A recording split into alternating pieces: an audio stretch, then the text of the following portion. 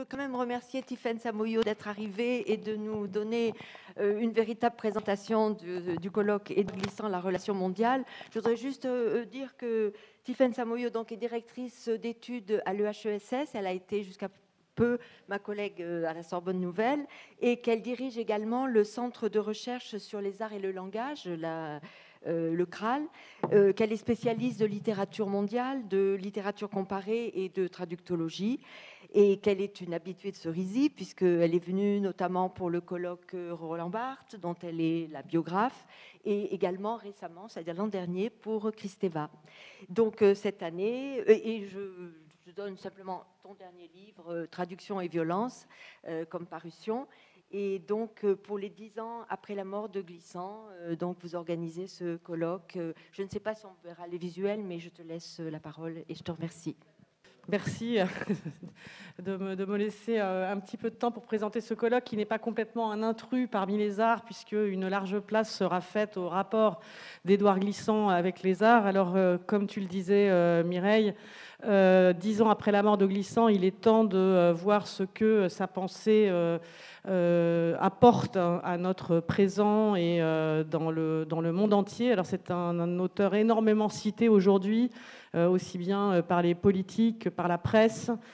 C'est une pensée qui n'est pas facile forcément à cerner parce qu'elle est, elle est disséminée dans une écriture, poétique, essayistique. Donc c'est moins facile à cerner qu'une pensée qui procéderait par concept et par argumentation. Et il s'agit d'abord pour nous de proposer un accord ou une sorte de solidité heuristique à un certain nombre de concepts qui sont parfois utilisés comme des slogans par les discours courants, comme le droit à l'opacité ou la relation, au sens à la fois de transport, de lien, de narration. Des concepts aussi comme qu'il a beaucoup travaillé, comme la traduction, le paysage. Et donc notre premier but, c'est de trouver comme ça un accord qui ne soit pas d'une définition trop stabilisée, mais disons quand même une sorte de solidité qui permette d'utiliser ces concepts sans en faire des étendards ou des enseignes ou des slogans. Et le deuxième but, c'est de faire dialoguer cette pensée, pas de rendre hommage à Glissant 10 ans après sa mort, c'est inutile, ça a déjà été fait, mais de faire dialoguer à la fois des différentes disciplines avec cette pensée, différents arts et différents penseurs aussi. Nous faisons venir donc des penseurs comme Souleymane Bachir Diane, Achille Membe, Patrick Chamoiseau, qui sont des personnes qui ne vont pas parler de Glissant comme le feront un certain nombre de chercheurs qui seront là, mais qui vont confronter leur pensée à la sienne et dire quel usage ils font de leur concept. Et comme grâce à Éditeur Gon et au CCIC, nous avons la chance de pouvoir faire presque une décade, c'est-à-dire 9 jours du début d'août autour d'Édouard Glissant, eh bien, nous avons invité une cinquantaine de chercheurs, jeunes chercheurs ou chercheurs confirmés ou penseurs ou écrivains, mais également une troupe de théâtre qui va monter un spectacle pendant ce temps-là, des musiciens, des artistes, et on aura la possibilité... Oui, et la possibilité aussi de dialoguer avec l'atelier, le foyer sur les arbres, que peut la littérature pour les arbres, qui aura lieu au même moment. Merci beaucoup. Merci beaucoup Tiffaine de l'avoir dit très bien et très vite. Et je pense que ça va être vraiment un colloque exceptionnel à tous égards. Et effectivement, en parallèle avec le foyer, que peut la littérature pour les arbres? Donc ça va absolument bien. Alors revenons, ou plutôt restons dans les arts et dans les croisées des arts, de la littérature et du monde, puisque c'est vrai que si à Cerisy, la littérature a toujours été le cœur, le centre et la grande tradition, avec à la fois la présence de grandes figures littéraires et aussi de grandes questions et des problématiques souvent qui prenaient le contre-courant aussi de ce qui pouvait se faire dans dans des institutions, les arts ont pris de plus en plus d'importance ces dernières années. Et il faut dire aussi que les arts, c'est la croisée de bien des choses, la littérature, l'argent, on va le voir, mais aussi il y a eu à Cerisy des moments où véritablement on ouvrait à l'art très contemporain, voire à des questions très controversées sur les arts. Et donc cette année, il va y avoir 4 scènes, en quelque sorte, de colloques sur les arts, donc 2 en parallèle qui se confrontent ou qui se complètent art et argent et art et écrit rebelle. Donc, et c'est intéressant qu'ils se trouvent ensemble. C'est un peu peut-être la conjoncture, puisqu'ils ont été reportés, ces colloques, qu'ils auraient dû avoir lieu précédemment, notamment celui de le vôtre, je crois, Martial. Alors donc, et puis ne serait-ce que le passage entre littérature, art, argent, etc., c'est incarné par Martial Poisson même, qui revient ici. Et donc je commence par le colloque que vous organisez, donc art et argent, et j'ajoute pour quelques notes concernant votre présentation, cette fois-ci les livres que vous avez publiés dans ce domaine, notamment dans Spectacle et économie à l'âge classique, et puis votre ouvrage Fiction et économie, représentation de l'économie dans la littérature et les arts du spectacle du 19e au 21e siècle. Donc on est absolument à cette croisée et à ces axes qui ouvrent sur des horizons. Merci beaucoup. Donc effectivement, vous avez compris que c'est les hasards du calendrier qui me font l'honneur de vous présenter deux choses ce soir et pas du tout une volonté de monopole, pour rester dans la métaphore économique, sur Cerisy. Un colloque qui était effectivement prévu en 2020 avec deux complices qui sont Yann Thomas et Patrice Bobo. Yann Thomas, c'est un artiste créateur, un entrepreneur artiste, je veux dire. Donc il a tout un travail sur la question de cette modernité qui oblige l'artiste à devenir entrepreneur de lui-même, une réflexion critique avec des dispositifs d'infiltration. Donc on n'est pas loin de formes de subversion finalement de l'économie par les arts. Et Patrice Bobo, qui est spécialiste de l'histoire de la monnaie et de l'argent et qui travaille notamment sur les symboles, l'utilisation de l'art dans les symboles attachés à l'économie en tant que telle.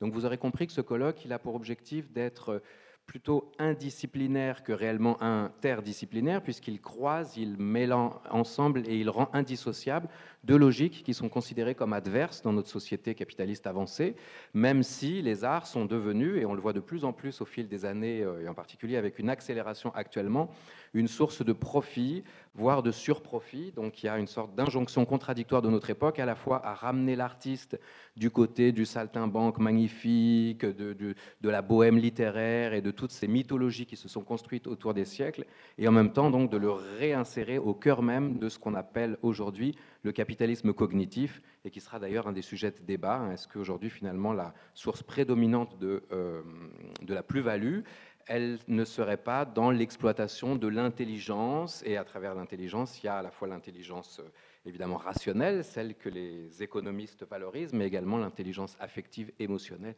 etc., etc. Donc ce colloque fait le lien avec un autre événement cerisien qui, je crois, a fait date. C'était le colloque animé par Yves Citon sur les économies de l'attention, et qui justement réfléchissait sur l'exploitation des arts comme dispositif de captation intentionnelle aussi, dans le capitalisme d'aujourd'hui. Et donc on développera deux choses. Tout d'abord, la façon dont l'économie, les arts, malgré une stratégie de défense qui repose encore beaucoup sur le déni aujourd'hui, sont obsédés en fait par cette figure de l'argent dont Simmel disait qu'il était la construction symbolique la plus puissante en fait de nos sociétés modernes, qui est une sorte d'inconscient culturel collectif permanent, et donc à travers des stratégies qui vont de la fascination à la répulsion, qui s'interrogent sur des topos extrêmement divers, allant de la misère à l'abondance, et qui relèvent de dispositifs qu'on pourrait appeler aujourd'hui des dispositifs d'infiltration. Les artistes ont de plus en plus à cœur de mimer, de singer les dispositifs de production de la valeur marchande pour pouvoir tenir un autre discours sur ces choses-là.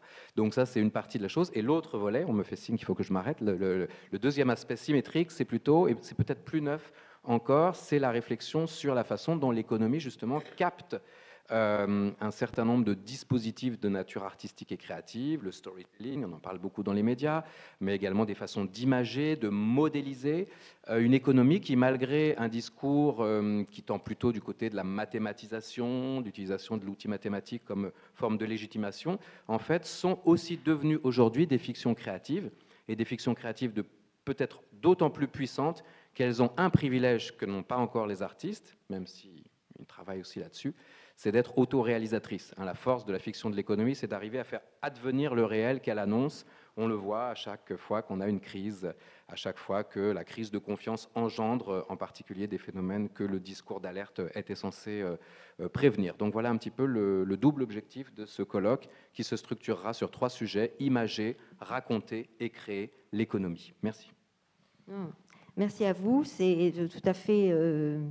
Oui, tout à fait clair et tout à fait surtout surprenant, je dirais. Et je pense que effectivement, nous irons de surprise en surprise, d'imaginaire en récit et en création. Et donc, ce colloque se tiendra en parallèle avec celui qui va nous être présenté par Sonia Kerfa. Donc, Sonia, qui est professeure à l'Université Grenoble-Alpes, au département d'études des mondes hispanophones et lusophones, et qui travaille en histoire et esthétique des cinémas du réel, donc notamment les documentaires, l'expérimental. Donc là aussi, on retrouve le côté justement expérimental et avec les risques des arts. Et donc en Espagne et en Amérique hispanophone surtout, je crois que ce sont les domaines que vous explorez.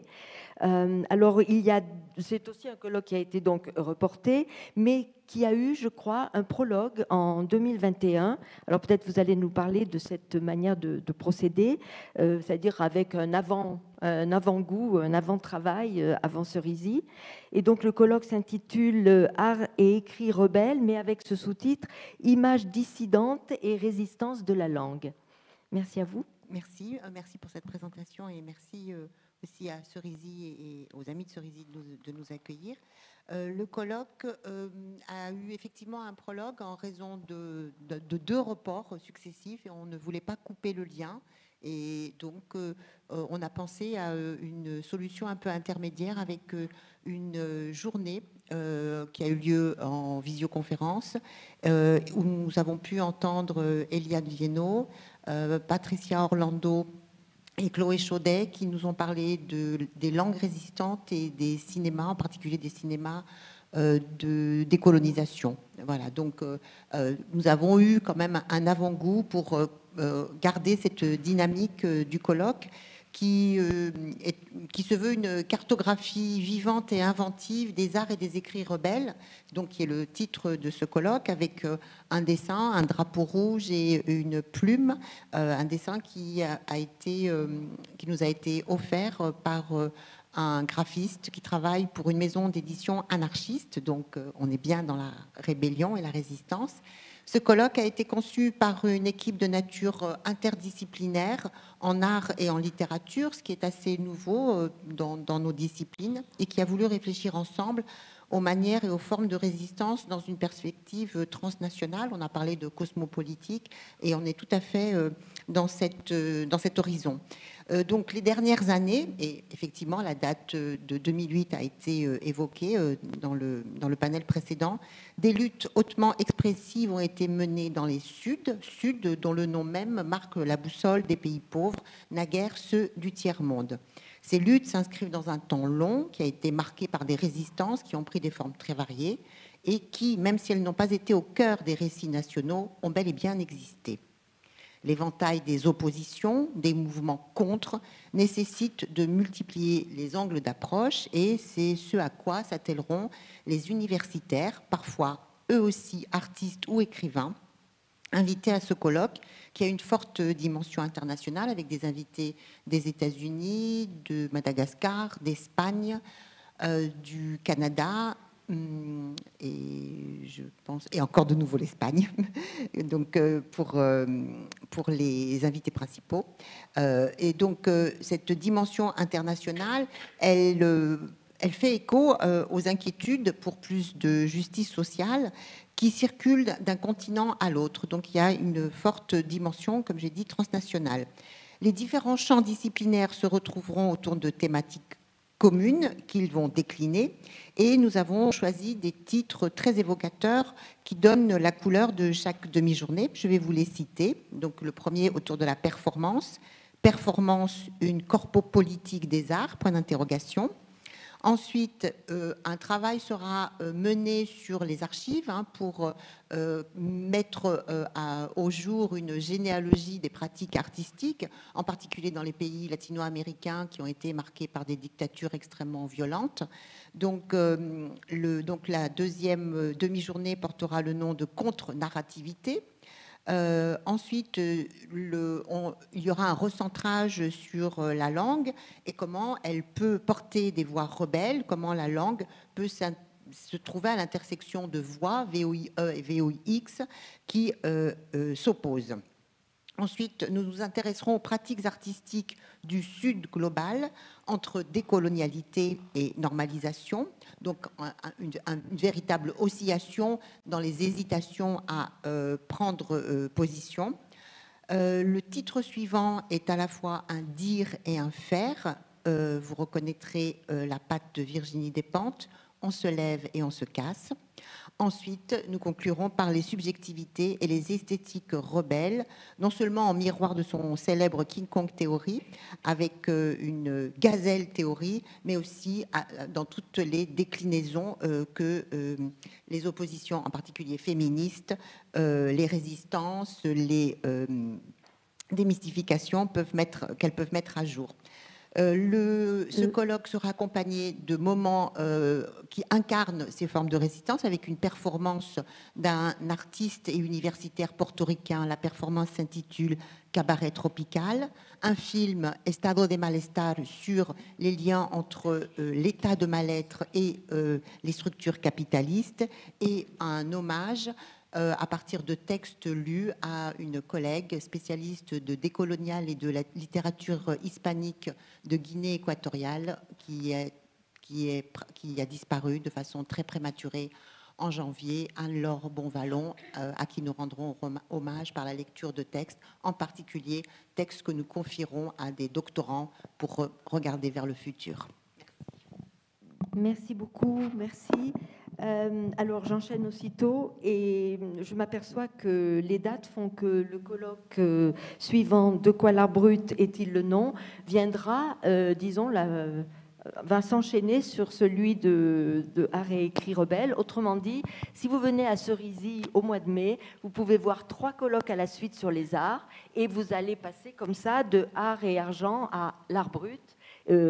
Cet art qui ne sait pas quel est son nom, n'est-ce pas, et que va nous présenter Raphaël Koenig, donc chargé d'enseignement à l'université Toulouse 2, qui a fait un postdoc au Metropolitan Museum de New York avec une bourse Leonard Lauder et un doctorat à Harvard en 2018. Donc c'est aussi un colloque qui est reporté, qui était prévu, n'est-ce pas, en 2020. Et je vous laisse la parole. Je vous remercie. Très bien, merci beaucoup. Alors, pour présenter en quelques mots le colloque De quoi l'art brut est-il le nom que je co-dirige avec Christian Berst, je dirais qu'il se propose d'interroger cette tension féconde entre le mot et la chose, entre l'art brut et le quoi, c'est-à-dire d'un côté un ensemble d'œuvres hors normes, créées par des artistes souvent marginalisés ou minorisés, et produite donc par soit des artistes autodidactes, parfois dans le cas d'institutions psychiatriques ou des adeptes du spiritisme. C'est en gros les 3 grandes catégories qu'on recoupe sous le nom d'art brut. On peut penser à des artistes comme Wölfli, comme Darger, comme Aloïse, Madge Gill ou le Facteur Cheval, peut-être un des plus connus en France, qui ont récemment fait une entrée fracassante au Centre Pompidou avec une salle qui leur est dédiée. C'est la salle de la donation Bruno de Charme. Et donc d'un côté la chose et de l'autre le mot, art brut, qu'il s'agit d'interroger et de replacer dans le contexte de sa création, la fin des années 1940, pour reposer à nouveau frais la question du regard porté sur les œuvres et de leur devenir institutionnel. Il s'agit finalement, en combinant les perspectives, donc c'est aussi un colloque interdisciplinaire, histoire de l'art, sociologie, littérature comparée, philosophie, psychanalyse, mais aussi avec des praticiens, donc galeristes, commissaires d'exposition, conservateurs et autres professionnels du monde de l'art, de repenser les frontières de la création artistique aussi bien du côté des expériences limites, chères à Blanchot, que des mécanismes de validation et d'autorisation. On pourrait même dire d'artification, qui préside au fonctionnement et à l'évolution du monde de l'art.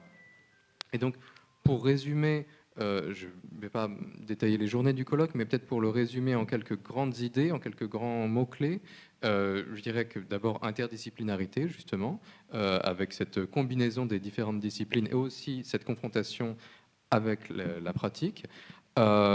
Les débats, puisqu'il s'agit d'interroger, voire même le bien fondé de la notion d'art brut, donc ça va certainement donner lieu à des débats qui auront peut-être une certaine véhémence, mais je pense toujours dans la bonne entente.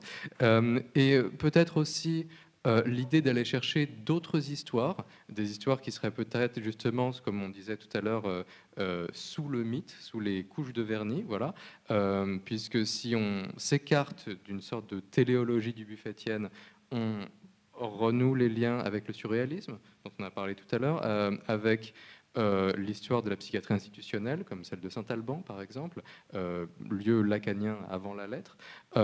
Et en même temps, il me semble qu'il s'agit de placer cette question de la réception des œuvres dans cette dimension entre critique et pratique, c'est-à-dire critiquer, voire déconstruire la notion d'art brut, en tout cas la replacer dans son contexte, mais au service des œuvres dites brutes, pour se demander comment mieux les exposer, mieux les comprendre, mieux en parler, et finalement reposer à nouveau frais la question des frontières du monde de l'art. Voilà, je m'arrête ici. Merci. Je trouve impressionnant comme la question de l'interdisciplinarité revient dans tous les domaines et comme effectivement on a cette poussée vers une ouverture de plus en plus grande qui vient des croisées, disons, du monde, hein, une sorte de mondialisation de la pensée, de la réflexion, et en même temps comme il y a des objets très précis. Et je trouve ça vraiment tout à fait fascinant. Alors, au mois de juillet, nous aurons le 4e colloque sur les arts consacré aux séries télévisées. Donc, Ariane Udelé, qui est professeure en études anglophones à Paris-Cité, va le présenter. Elle est spécialiste de culture visuelle et des séries télévisées américaines, notamment.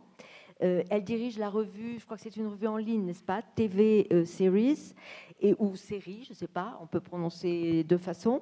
Et elle a notamment comme projet de recherche de penser les séries de la pandémie. Donc il y a là aussi une sorte de réflexion très précise, très contemporaine, très actuelle. Et donc ce colloque, disons qu'il vient 20 ans après un premier colloque qui a déjà eu lieu à Cerisy, donc qui était un colloque pionnier, on peut dire, les séries télévisées en 2002 à Cerisy. Oui, et on conclura parce que je me fais... Donc, le colloque de 2002, quand même, je voulais préciser, était organisé par Anne Roche et Martin Winkler.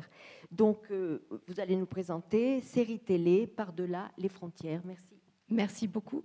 Oui, donc il y a 20 ans, avec ce colloque fondateur, c'était le moment où on découvrait en quelque sorte les séries télé un petit peu comme forme d'art et non plus comme produit d'une culture de masse. C'était le moment aussi où les séries dont on parlait avant tout, c'était des séries américaines. C'était The Sopranos, c'était Urgence, c'était The Wire. Aujourd'hui, 20 ans plus tard, on voit bien que le paysage a beaucoup changé et qu'il convient de penser les séries dans une logique transnationale et transculturelle. Et ces notions, il me semble, sont essentielles quand on réfléchit aux séries aujourd'hui et à leur impact immense, sous plusieurs aspects. Donc les différents intervenants qui émanent aussi de disciplines diverses. On a des gens d'études anglophones, on a des gens d'études cinématographiques, des gens spécialistes de sciences politiques, d'histoire. Avec eux, on va réfléchir aux différents aspects qui sont reliés à ces thématiques, c'est-à-dire à la manière déjà dont la forme série permet de prendre en compte ces enjeux transnationaux et transculturels justement par leur forme, c'est-à-dire ce sont des œuvres longues, souvent complexes, qui permettent d'explorer cette complexité de la globalité, en quelque sorte, à laquelle on est confronté aujourd'hui. Donc par leur forme, elles ont une espèce d'adéquation avec ce monde connecté en réseau qu'on a du mal à représenter ou à comprendre. Ensuite, du point de vue de la production, on a une multiplication des coproductions et donc une logique qui dépasse l'idée d'une œuvre nationale, d'une série américaine ou d'une série française. Une multiplication aussi des remakes selon les pays, d'une même formule, d'une même histoire, qui nous fait réfléchir justement à cette manière dont la forme série embrasse les enjeux culturels et transnationaux. Et bien sûr, on a la révolution du streaming. C'est-à-dire qu'il y a 20 ans, la révolution, c'était le câble, la multiplication des modèles justement de production et de diffusion. Aujourd'hui, on voit bien que le concept même de télévision a évolué avec la télévision en ligne, avec le streaming. Et donc, on s'intéressera aussi à la transnationalisation, si on veut, des modes de réception et au fait qu'aujourd'hui, au bout de nos touches de clavier ou de notre télécommande, on a accès à des séries coréennes, des séries turques, des séries indiennes, et que cela change totalement notre manière d'aborder cette forme sérielle. Donc on aura des chercheurs, mais aussi des personnalités de la création de séries. On a eu la confirmation que Vincent Poimiro, le scénariste d'En-Thérapie, sera avec nous pour une masterclass. On aura la directrice des programmes de la RTBF, des programmes fiction de la RTBF. Et on explorera aussi, et je terminerai avec ça, les nouveaux modes de réflexion et de formulation de la recherche sur les images en mouvement, en réfléchissant à ce que permet notamment la forme des essais vidéo pour analyser des choses comme les séries et du cinéma également, mais en l'occurrence plus des séries. Voilà, merci beaucoup. Bon, moi je voudrais noter que Cerisy permet non seulement de penser différemment à contre-courant aux frontières, mais aussi de réunir des gens très différents. Il y a une magnifique vidéo sur le site de Cerisy qui exprime bien cela. J'appelle tous les autres colloques à nous envoyer une vidéo qui permette en quelques mots d'expliquer le colloque. Bravo en tout cas. Merci. Alors, une Merci nouvelle. à vous tous.